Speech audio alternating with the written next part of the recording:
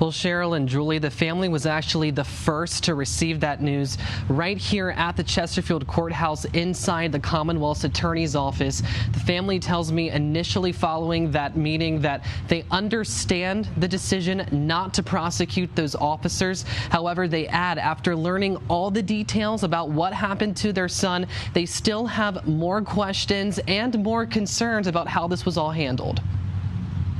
It's overwhelming, and it's very sad to hear about the last day or two of his life. Peggy and Michael Byers described the range of emotions they feel after meeting with Chesterfield police and prosecutors on Tuesday. They finally learned the full picture of what happened on July 8th, 2023, when their son, Charles Byers, was shot and killed by a Chesterfield officer. I don't know how to describe it.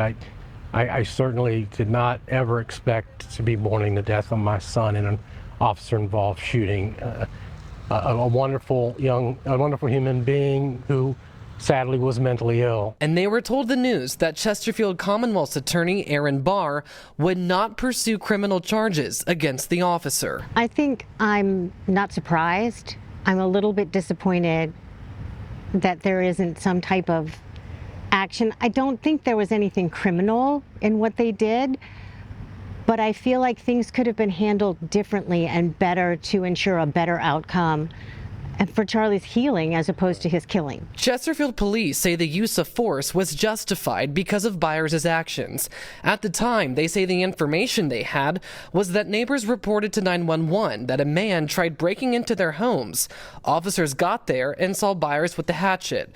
They gave numerous commands for him to drop it, but he refused. They tried using a taser, but that didn't work. So within 45 seconds of arriving, an officer shot him multiple times. During the entire episode, Charles never advanced on the police. He never held the hatchet up, wielded the hatchet. It was always in a down position, and he was always going backwards. Paul Curley, the family's attorney, watched the video. He disputes Chesterfield Police's initial statement that Byers was advancing at officers at the time of the shooting. That is not true. Police now say that they mixed up their sequence of events while dealing with information early into the investigation, and that Byers did advance with the hatchet, but at a different point. Curley estimates that Byers was 20 feet away from the officer when they shot him and says some bullets went into his back as Byers turned away from officers while getting shot.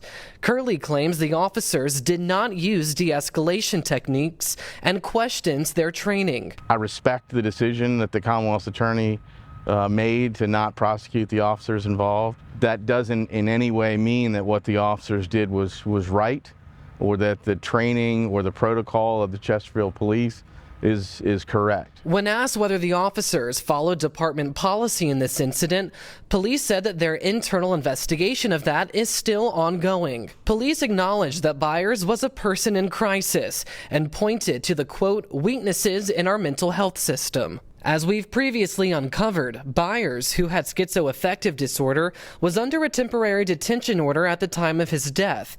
He had been admitted to HCA's Chippenham Hospital and was supposed to be there for up to 72 hours. However, just after 3 hours, despite medical records showing his dire need for mental health treatment, he was discharged and arrested by Richmond police for refusing to get on an elevator and allegedly kicking a nurse. A federal investigation faulted the hospital for failing to protect his patient rights. As the family pursues a $35 million lawsuit against HCA and Richmond police, they're looking for change across all systems. There's a rise in mental health issues, and things are getting dire. And there needs to be a change in the way that officers, mental health care workers respond to people who are in obvious distress. I would want to say to Charlie that I'm sorry. I'm sorry that everybody let you down, that we were trying to do the best we could to help you and get you to be well again. And then, like, failure upon failure upon failure.